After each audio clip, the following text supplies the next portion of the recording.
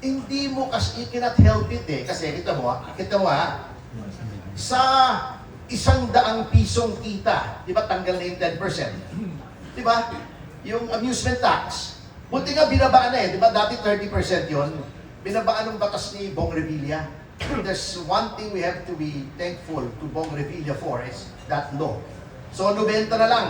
Sa 90, hati kayo noong cinema owner, di ba? So, sa 90, magkano? 45. So, for every 100 na kitahin ng pelikula, 45 pumupunta sa producer.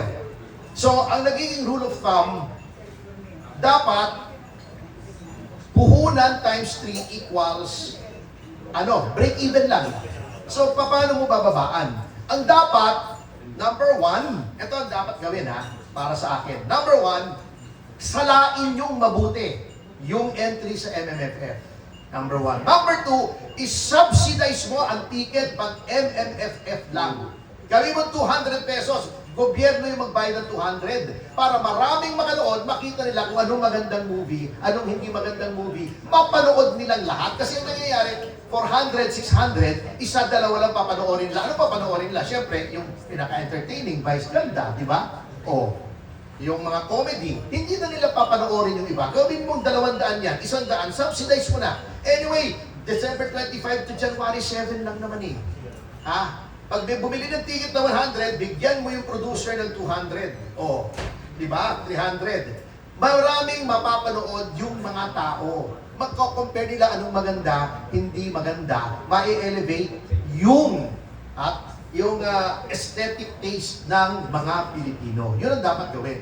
Kahit festival lang muna. Yung iba kasi hindi pwede. Wala nang gagawa ng pelikula pag ginawa mong, pineg mo yan by law sa 100, 200. So yun ang dapat gawin. Number 2, alam nyo, sa Korea, nagpass sila ng law to jumpstart the Korean movie industry. What was that law? Pwede ka lang magpalabas ng foreign movies sa South Korea, hindi kasama yung North, nakakatakot yun eh.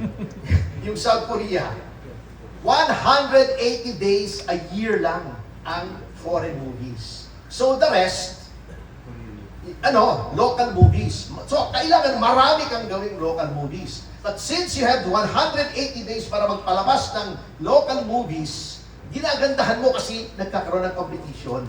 Okay, number 3. Ginawa ng Korea, kahit anong korporasyon ka, pag gumawa ka ng pelikula, meron kang tax break. Kaya nagkaroon ng Samsung Entertainment Group, Hyundai Entertainment Group, just to take advantage of those tax breaks. Kasi yung mga hindi movie makers, gumawa ng movie. Anong resulta? Noong 1990s, they made a movie called Shiori, which was on par with Hollywood. Nakita ng mga tao, galing palang gumawa ng mga Koreano ng movies. Parang Hollywood movie talaga. Kaya lang starring Korean stars.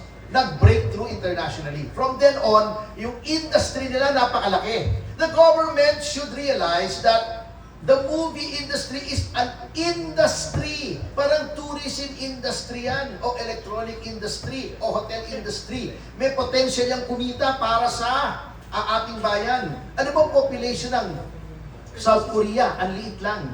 Hindi nila kayang i-sustain yung movie industry nila doon sa domestic market. So they have to export. Ayan, ang laki ng kinikita. Diba? Ang lakas nating manood ng Korean movies. Ang lakas nating manood ng Korean na mga series.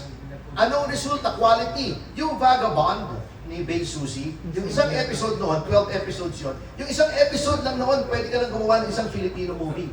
10 to 15 million pesos equivalent ng isang episode. Maganda, pinapanood ng buong mundo. Sa atin, sino manonood ng movies natin? Lousy. Kasi, hindi dahil sa wala tayong talent, but because of constraints with respect to budget. You can make small movies, pero pwede bang small movies na lang? Kaya dati ang Japanese and Korean film industry, introspective movies. Pero hanggang domestic market ka lang. Ngayon, kita mo, yung mga Turks, yung mga sa Turkey, mas magaling pang gumawa ng pelikula sa atin. Malaysians, ang gaganda ng pelikula. Napag-iiwanan na tayo. Love na siyempre, of course. Kaya nga, tatlong center ng movie making ngayon eh. Hollywood, of course, Bollywood, and Bollywood kasi sila lang sustained na yung movie industry nila eh. Kahit 1 bilyong tao sila eh. Oh. And Hollywood, yung sa South Korea. Eh tayong unang-unang magaling gumawa ng pelikula. 70s, 80s lang, kinikilala na tayo internationally. Yung mga movies natin. Si Fernando po, pinapalabas na sa Hollywood. Si Barbara Perez, lumalabas na sa Hollywood. Oh. Sina Sirio Santiago, gumagawa na ng movies for Hollywood exhibition. Ay, yung kina Ramon Zamora, yung 1, 2, 3, yung mga Kwan. Ang dami na eh. Paurong ang nangyari sa movie industry natin, sadly, because of government neglect. Hindi nila naisip na malaki ang maaring maging kontribusyon ng industriyang ito sa kita ng ating bansa.